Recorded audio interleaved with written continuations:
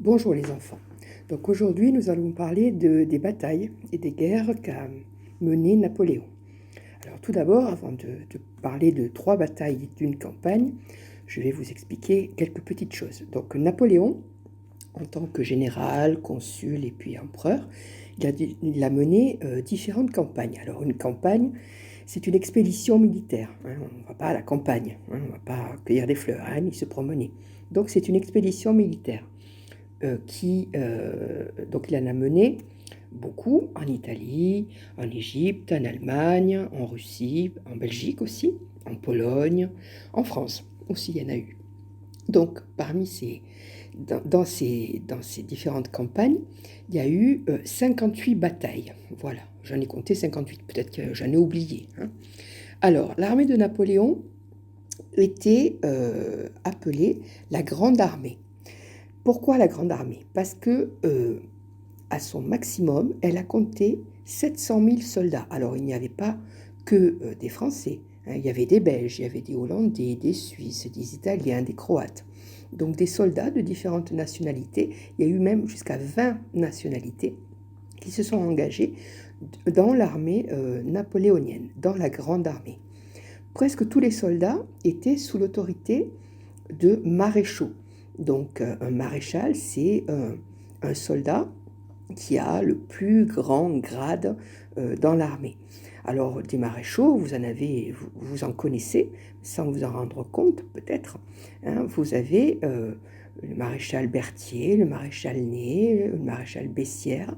Tous ces maréchaux à Paris ont donné leur nom au boulevard des maréchaux. Il y en a un qui n'est pas très loin, hein, le boulevard Ney, le boulevard Bessières, le boulevard Berthier. Ce sont tous des noms de maréchaux de Napoléon. Voilà.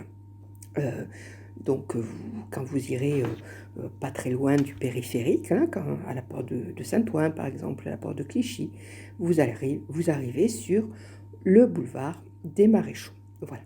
Alors, il faut savoir que la Grande Armée pouvait marcher, hein, lors des différentes campagnes napoléoniennes jusqu'à 30 km par jour. Souvent, c'était des marches forcées. Il fallait aller d'un endroit de bataille à un autre. Donc 30 km par jour avec évidemment un équipement, on appelait un paquetage.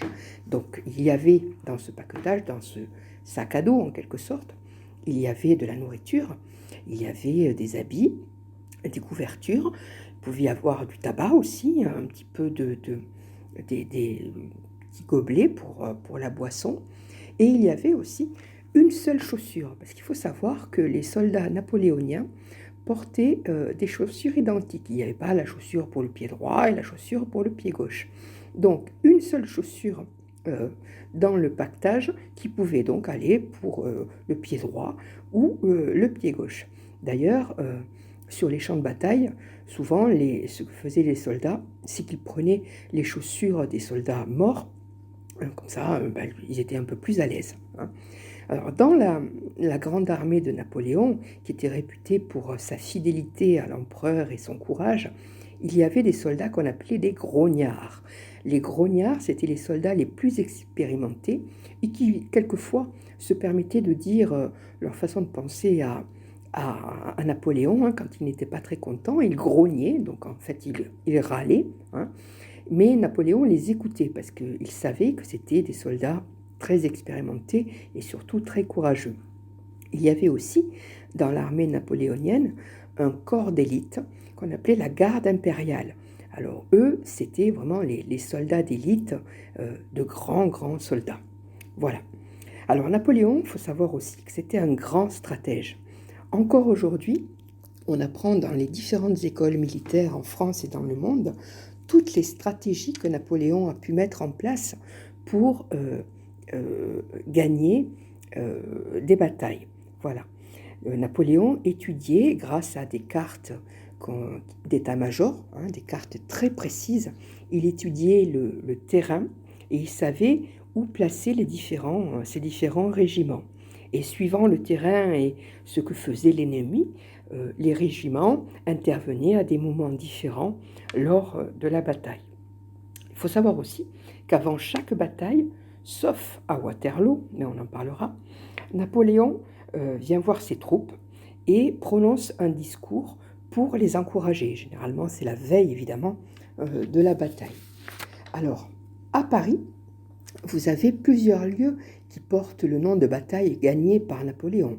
Vous avez Austerlitz, le pont d'Austerlitz, la gare d'Austerlitz. Puis vous avez différentes avenues, l'avenue d'Iéna, l'avenue de Wagram, la rue d'Aboukir. Vous avez une station de métro aussi, les Pyramides. Et puis vous avez une avenue, l'avenue de la Grande Armée, qui mène à l'Arc de Triomphe. Et cette avenue très large, on lui a donné ce nom en référence à l'armée napoléonienne. Voilà pour les généralités. Alors maintenant, je vais vous parler d'une première bataille qui a eu lieu en 1805, le 21 octobre précisément. Alors, cette bataille, elle a quelque chose de particulier, c'est que c'est une bataille navale. Donc, c'est une bataille qui a lieu sur l'eau. Elle a lieu au large de l'Espagne, dans le sud de l'Espagne, près de la ville de Cadix.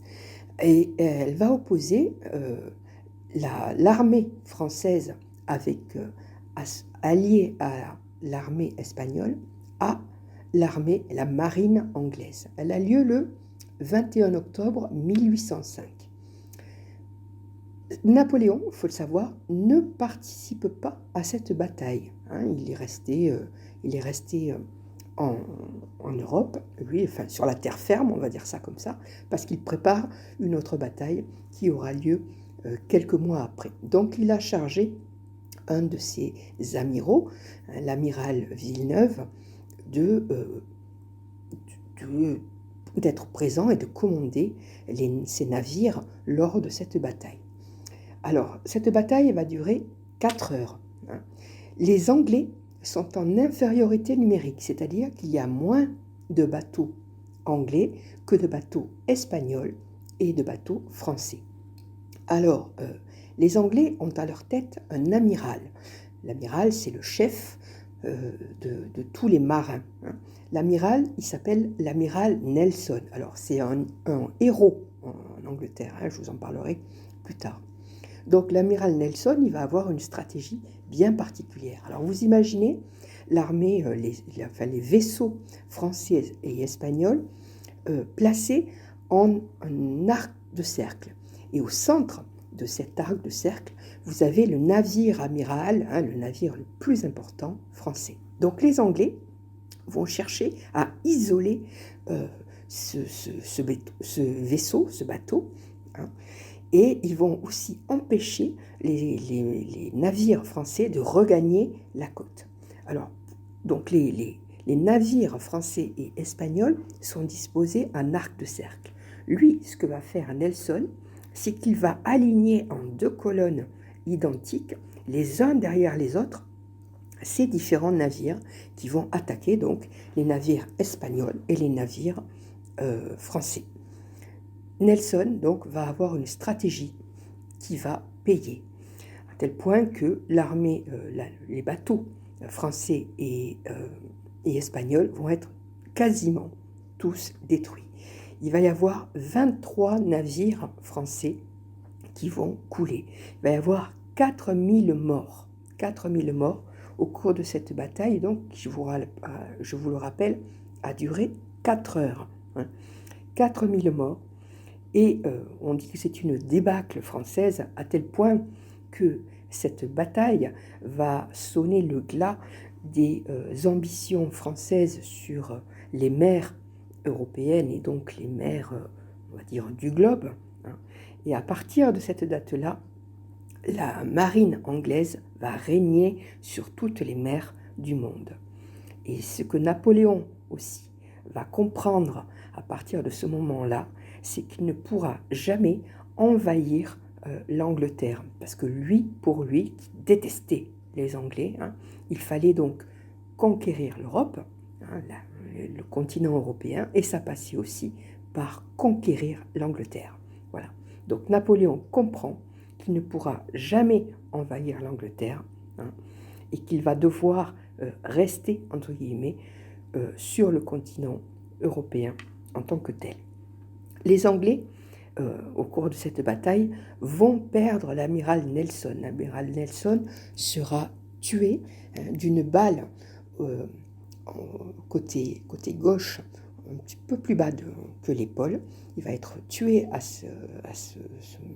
lors de cette bataille.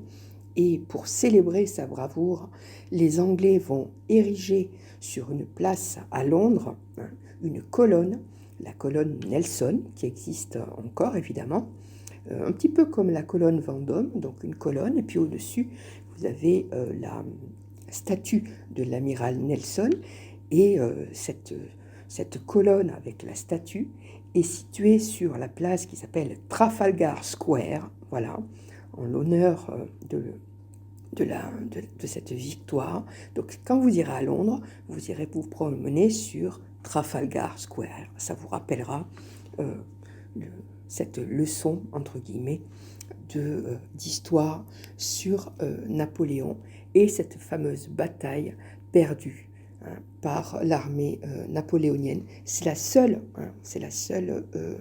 bataille navale que Napoléon a ordonnée durant son règne, en quelque sorte. Voilà, je m'arrête là et je vais continuer sur un autre enregistrement pour vous parler d'autres batailles. Au revoir les enfants.